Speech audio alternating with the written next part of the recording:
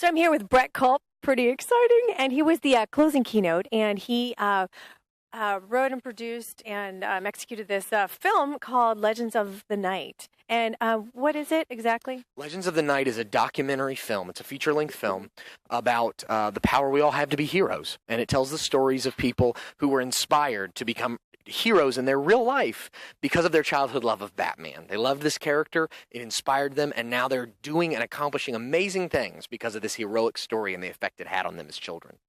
So you had mentioned that you brought your son to the doctor's office, and tell us just so he is on the spectrum. Yeah, so my son is autistic spectrum, and he deals with issues of ADHD and some other things, and sensory processing disorder. And as we went through the process of trying to understand his who he was and the way he experienced the world, there were some professionals that kind of painted a destiny for him that wasn't really what anybody wants to hear about their child. And my wife and I decided on kind of a different destiny, on a more heroic destiny that we believed we saw in him. And that's what inspired me to make this film, because I saw him as a superhero. And so I wanted to tell the stories that would inspire all of us to be heroes in our own lives. So in terms of like a time frame, I'm just really curious, like after you talked to some doctors and you said, no, we're going to do something about this. We're going to create this message. And you know what? We're going to do Batman. Like, what's the time frame on that? Or how'd that come about? Well, I had this idea. It was just a real rough idea at the time of, let's make a film like this. And, it took us a while to kind of flesh it out and develop it from beginning to end. It's been a 2.5-year process. But now we're at the point where it's in theaters. And essentially the way the theatrical works is anyone can request a screening of the film, and the proceeds of that screening go to the charity they choose. And it's really been an amazing process to see these 75, 80 screenings that are going on all over the world that have been launched. Well, we'll certainly get some in Seattle. Got a couple questions. So Batman, how did this, tell me why Batman? Batman is a character that's been around. This year is 75 years we've had Batman in our culture. So it's multiple generations of people. But he's, superheroes have become so popular in our culture. They're kind of our modern folklore, our modern myth. But Batman is the character that has no superpowers. He is human. And so I think we connect with that. And I think Batman is also born out of a place of pain. And so I think we relate to that too. And we all want to believe that the experiences, the difficulties we go through can lead us to a place where we can still be heroic and still be heroes. And so I think that's what Batman teaches us. That's what Batman shows us. And so that's the power of it. And I think that's why people love it. So in terms, were you a Batman fan, or was your son a Batman fan? Oh, I've been a Batman fan since I can remember. Batman for me is like, what's your first memory of the sky? Nobody remembers that. That's what Batman. My first birthday party, it was a Batman birthday party.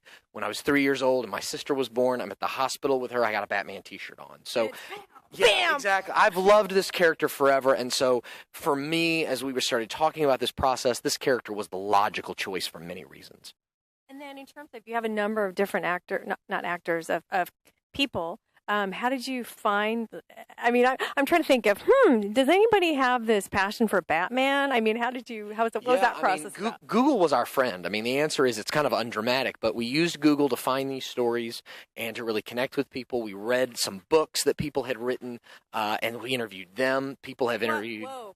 What do you mean? People are saying, hey, I wear capes, and my daughter is 4, and she wears a cape too. I don't understand what these stories...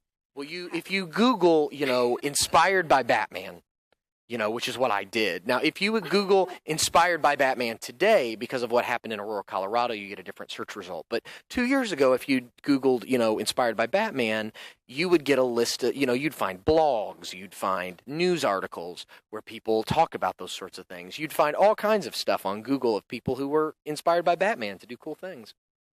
Wow, I had no idea. That is interesting. What do you hope to accomplish with this film?